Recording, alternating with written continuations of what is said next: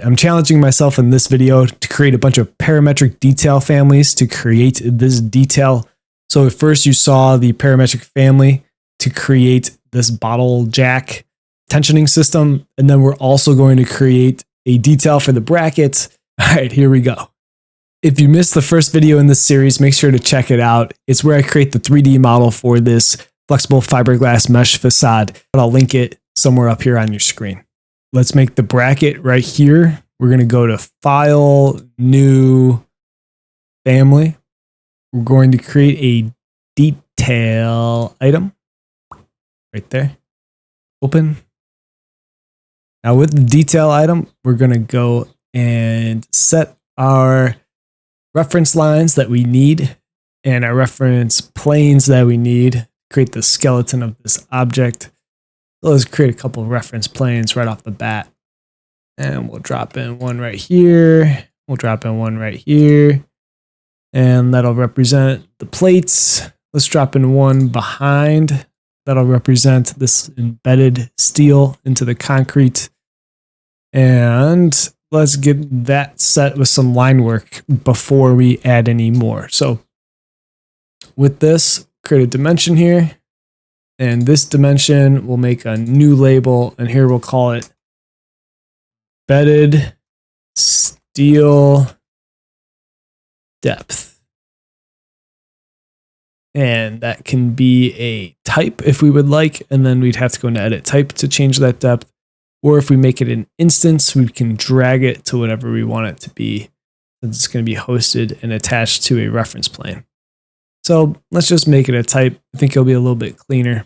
So we'll just say, okay, drag this. We should see that number update. That's good. Let's go to create reference plane. One here and just do one down here.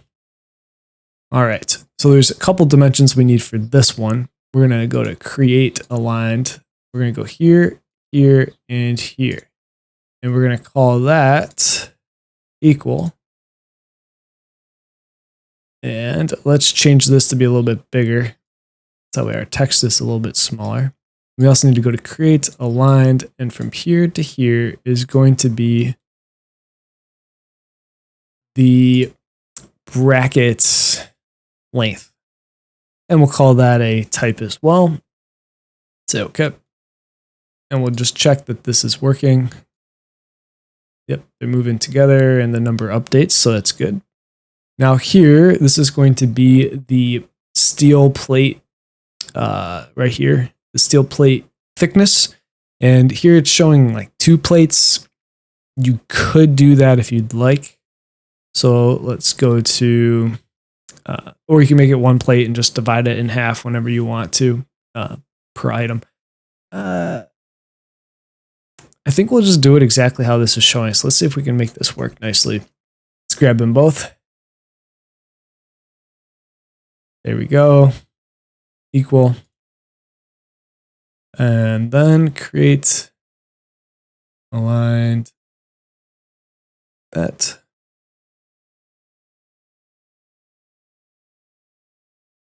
We'll go and make that. Just showing a double plate. So that's 2 half-inch plates. That would be 1 inch. All right, so now let's associate some actual line work to this stuff. And in the detail, a lot of this is hidden because it's actually embedded into the wall. And then here it's not. So what I was thinking about doing was create these families to have hidden lines and then just trace over those hidden lines and lock the line work to it in the spots I don't want the hidden line in my details. So that way I have the ability to trace over. If I make it all solid line, I can't really trace over with the hidden line very well because then the solid line's interfering. So in my mind, hidden line as the baselines, be able to apply other lines over, could save some time. There's probably even better ways to do this, make one version hidden, one version not. But here you can see how it's kind of like half and half anyways. So we'll just do it this way, hidden line. So I'm going to go to line, then we're going to go to hidden, and we can do pick lines if we want. And we can lock it. If you hit the check mark, save you a little bit of time there. Like that, and then TR to trim, here to here, here to here, here to here, here to here. Okay, now if we want the ability to have embedded steel or not, we'll take these three. We'll make a visibility parameter. And here we can just call it embedded steel. Keep it on by default. SI is the hotkey. Yep, that's all updating well. Let's add flip arrows, create, control, drop in your flip arrows. I just place them a little bit out of the way. So when I'm going to have like grip edits on these items, for example, like this, I just don't want my flip arrow being in the way of where my grips might be. So we'll go and make this bracket to be more parametric here. So here we go. Let's go and throw in our bolt locations. So if I go to reference plane, let's just drop in a reference plane for the center of each bolt. Just kind of roughing this in, as well as the overall length that we want those to be. So this is about where we want those to be. So let's go and throw in some dimensions to start to lock that in. So from here to here to here, we know we want that to be equal. From here to here, we know we want this to be considered to be our on-center spacing between the bolts. So I just went and made a parameter for that already. And then we also want this one to be the depth of the bolts. We go to aligned, we'll pick that reference plane, and then don't pick the hidden line that you drew already. Instead, hit tab to get the reference plane that that hidden line is associated on. Here, we're going to call that bolt depth. And once again, I made a parameter for that already, or bolt length would be fine. Let's go and make a little more room for ourselves. So we need to draw out a thickness for these. So we actually have to take two more reference planes.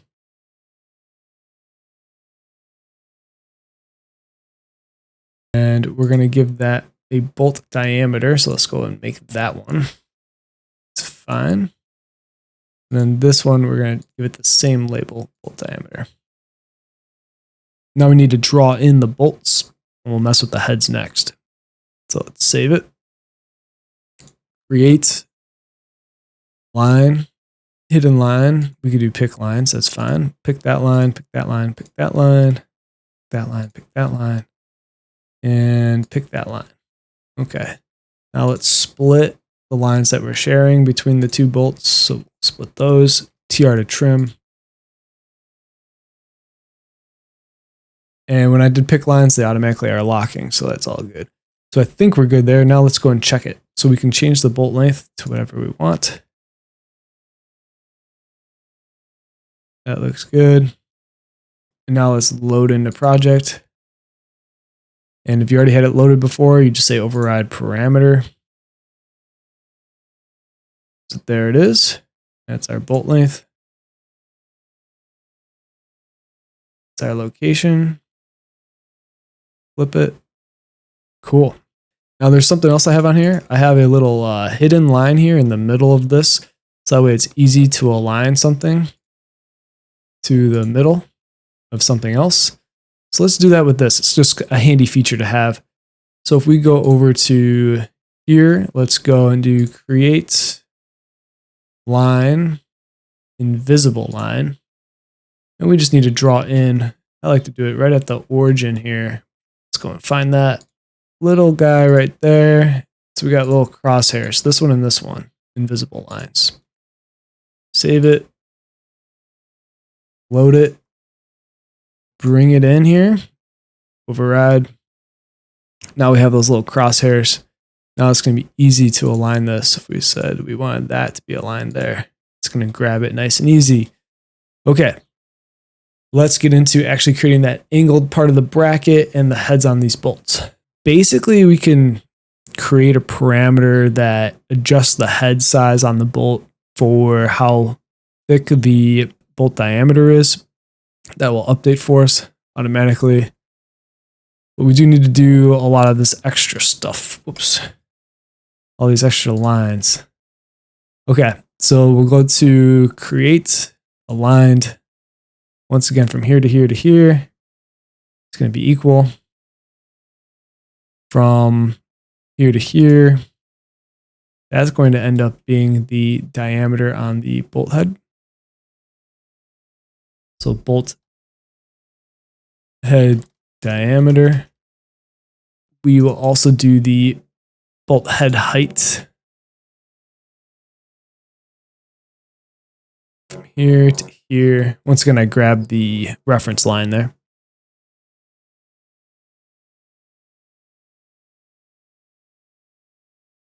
Okay, so we have bolt head height and we have bolt diameter. Now in my other one that I made here, let me show you what those parameters look like. Also as a refresher for myself. So the bolt head diameter, I have it equal to the bolt diameter times 1.8. That's pretty common size up for at least metric bolts. And then the bolt head height, bolt diameter, I just have it dividing or multiplying by a half. Let's go over here and do the same thing. So bolt head diameter is going to equal the bolt, and spelling in capitals matter. So bolt diameter and then times 1.8. Then the bolt head height is going to equal the bolt head diameter times 0.5. Actually, just star 0.5. Okay. All right, so then that locks that in nicely. Of course, things are starting to look messy. So we'll just go and save that. And then let's go and draw in everything that we need. I don't think we can just copy. Can we just copy all this down?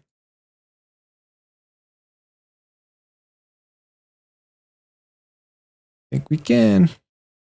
Hopefully it works. Create line, hidden lines, pick them here, here, here, here. TR. Here, here, here, here, TR. Let's check it. Okay, what's not good is the heads on these are growing. Oh, yeah, I'm not adjusting the bolt spacing. That was working correctly. Where is my bolt? There we go. All right, cool. That looks like it's updating correctly. That's good. We'll save it. Let's load it into the project to check it. We're going to need to split the plate line, this double plate line, and make sure that it stays on the edge of each of these bolts so it doesn't look like it's cutting it off there. So let's go back. Okay. And here is the line that we want to split. We want to split it in a couple locations. We want to split it near that bolt in the middle and near this bolt in the middle. Then we're going to take this line, drag it to the intersection. I should keep that clear. To the intersection, to the intersection. Load it, override the parameter. All right, let's edit the type on that. We'll change that on center spacing again. Change it back to 8 inches. It's looking good. Let's draw in the actual bracket. We want to make a line that's going to be able to rotate for us. So we're going to go to create. Let's try a reference line here. And we're going to make it come from the plates SI to snap to that intersection. We're going to do from here. Just draw it off like that. We're going to try and do an angle on this and make sure that it pivots on here. So we could do like an aligned again. And this line, we want to snap it to that dot. So then from here, we're going to go to create angular. Before we change it, let's make it a parameter bracket angle. Type should be fine. Okay.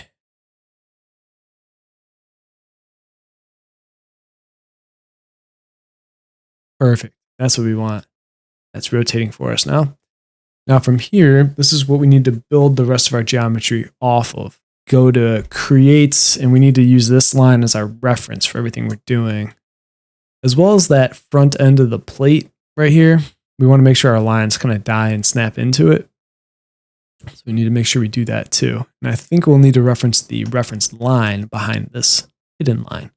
Create reference line, pick lines, lock the offset of 1 inch. There and there. And then from here, we need to drag that.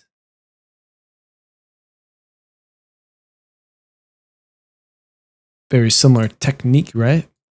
So we're going to do a bracket diameter. Make that a type. All right, so now we have that. And with these, let's go and align them to be on that line, on the point, just like this one was. Then let's also go and drop in something that's going to represent its length. Reference line. Straight down.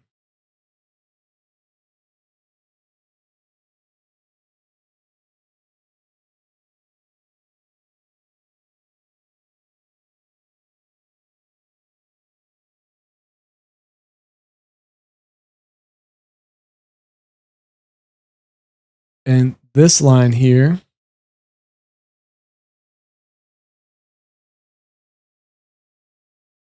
set it. And we'll make sure to define this to the reference plane. Go. And this is going to be what I have labeled bracket length. That needs to be labeled plate length. So I need to adjust my terminology here a little bit.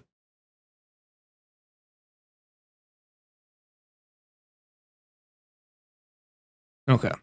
This is going to be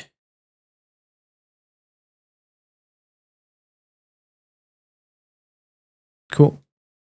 Let's try 8 inches. This is jumping down.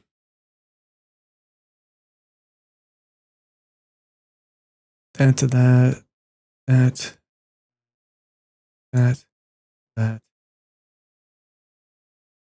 Am I going to need to draw out 2 more lines here and here where they intersect this reference plane? That might be it.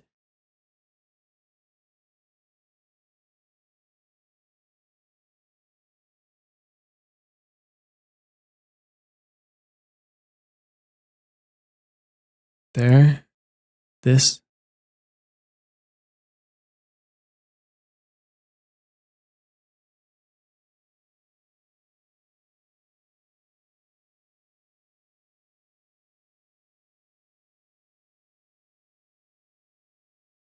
Okay. I don't know if I overkilled it, but it seems to be working. Now we need to trace over these lines, lock them in, make sure that they snap at their endpoints to the intersection of lines. Once again, we're going to do this with hidden lines so we can trace over it later if we ever want to.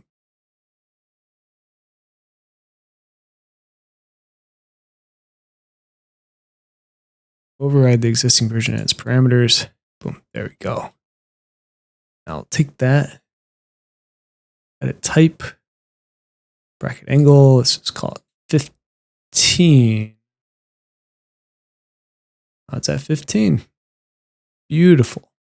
Make the horizontal bracket length. I'm going to edit that and make that a instance parameter. Say apply. I'm also going to do the same thing with bracket angle. We're going to edit that. We're going to make that an instance parameter. Apply and OK. And then we'll save that and load it into project. Say OK. Update the parameter. Now what's cool about this is now with this, we can stretch this out to match whatever our facade profile is doing, which is a little bit easier. And then this is right here for us at our fingertips. A little bit easier to apply and change quite a few of these at different angles. So that will allow us, instead of editing the family and making a bunch of different types, we can just change them by the instance instead, which is great. Now that that's all done, I'm I'm going to save this. And once again, we're going to look at different head attachments. Maybe we'll do ones with different attachments with visibility, or maybe we'll just keep it simple and keep it just like this detail. Probably do that. All right. Some of these details, right? We can just bring in as families. So let's go to create. I'm going to detail component. Yeah, let's load one in. And we go under metals, common work results, metal fastenings. Let's see what we have here. We've got some bolt heads. We'll probably load in as well pretty soon. Here we have some different plates. One bevel. That's it. So we're going to say open. Holy cow. All right. Okay. Change it in its type properties first. I think I need to mirror it one more time. Yep.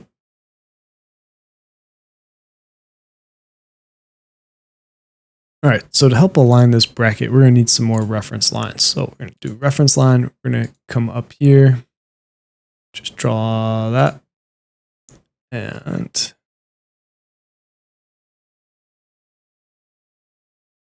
just keep it just like that.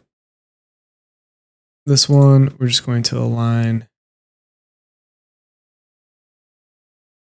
this to be there.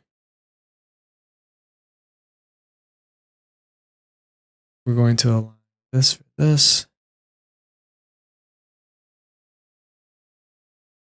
To align this. This plate.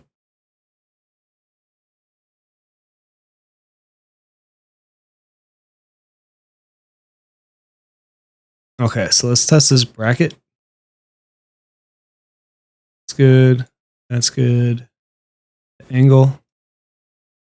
Cool. 50. Awesome.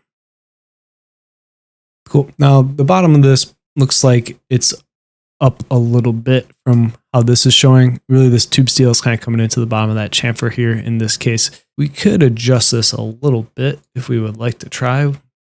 Okay, so let's try something here. Let's go to create, aligned to endpoint.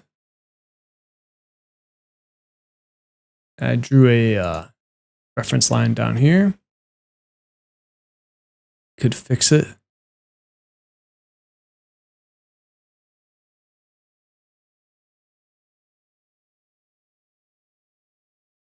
It's constrained on both. Let's see how this does. Load into project. Okay. Override. Now this seems to be in a better spot. Also adjust the angle. All right, I like that. I think that looks good. It seems generic enough where I can go and now I have this articulating, rotating arm, as well as this bottle jack one that we can bring into this detail, and then we can go and modify it. This seems pretty universal now. So I'm happy with it. So we're going to go and bring that in and detail out the rest in a 2D view.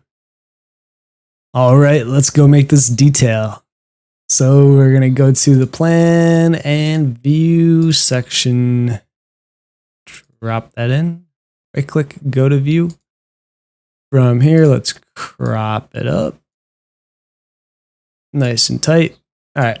From here, we should also turn on some fine detailing and change our scale to something a lot larger, like 1 inch equals a foot or 3/4 inch equals a foot.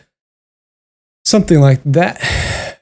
The other things we should think about would be how closely we want to remake the detail magazine detail. I'm thinking pretty close, but not exactly. Especially some of the hatching patterns, I might use something a little bit different. All right, so from there, let's do some of the break lines like they show. A little break there. Break that down like that. We'll break one more. All right, so now we can go and throw in those components. Annotate. Component. do our bracket, the angled bracket, and we'll throw that in on the concrete. Bring that in to about there. In all of these, there's basically two brackets, and you have the one that's in position and then the ghosted one that shows the one behind. Here in the middle, they're just showing the one in position and just the fabric behind. So I think this is the one that I should show them both, kind of like what they're doing, and maybe here as well. Let's go and detail out the rest. I don't think we really need to see this anymore, so we're going to go and hide it. Or maybe we should trace it. I don't think we can trace it, right? So if it's showing and it's a detail line, pick lines. Yeah, we can't trace it, but we can keep it there as a reference. Spline.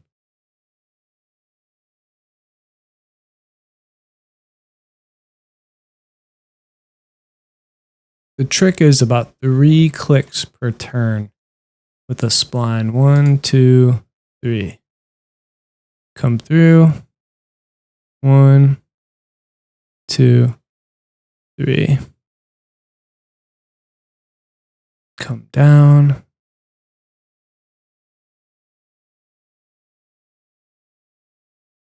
All right, at the end, make sure you hit enter. Okay, we'll hide that. So there is a trace of our facade. So now from here, we have to go and create all the additional line work that we see here.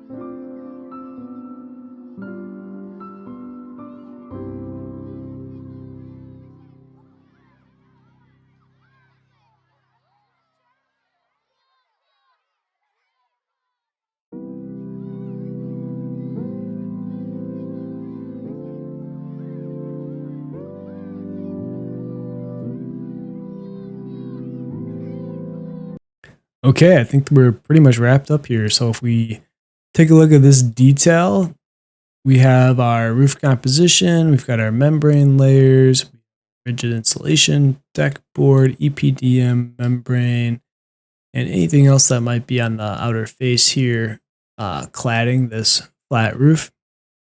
And then we have our brackets just drawn with detail lines, holding up our coping with plywood substrate underneath. We have our insulation. Here I'm using more of a rigid insulation hatch pattern. Detail Magazine uses this zigzag hatch pattern for insulation, and I'm just representing this as the rock wool or any other insulation that would be in this project with this hatching. Then from there, for our parametric detail families, we got those set, and then here you see I just added in the bolts and the angle iron and the kind of the flashing sort of channel that allows the membrane to die into on both the top and the bottom. And then I just drew a detail line, making my own profile. And then you saw I edited down a bolt family and just made some of the stuff parametric on its visibilities. So that way we could hide out the actual shaft of that bolt. So that way it's a little bit easier to manage. And did the same thing here. Hid the bolt shaft and threads just to give us that. I know there's other ways to just bring that in, but that makes it really easy. And I used a hatch pattern to just throw in some threads, just a diagonal hatch. We traced over with thin lines the bottle jack kind of brackets. And then I made the membrane that's being cut through a wide line and the membrane that's in the background a thin line. Then what I also did is I went to VG for visibility graphics, and I made the cut lines thin. And then what I did is I just went over those cut lines, locking the line orientation on it with wide lines to just show what I wanted to show in bold being cut. If you'd like this detail or the parametric families that I made, please go to studiohero.co to check it out. It's going to be under the downloads. Also, make sure to like, save, and subscribe, and I'll see you in the next one.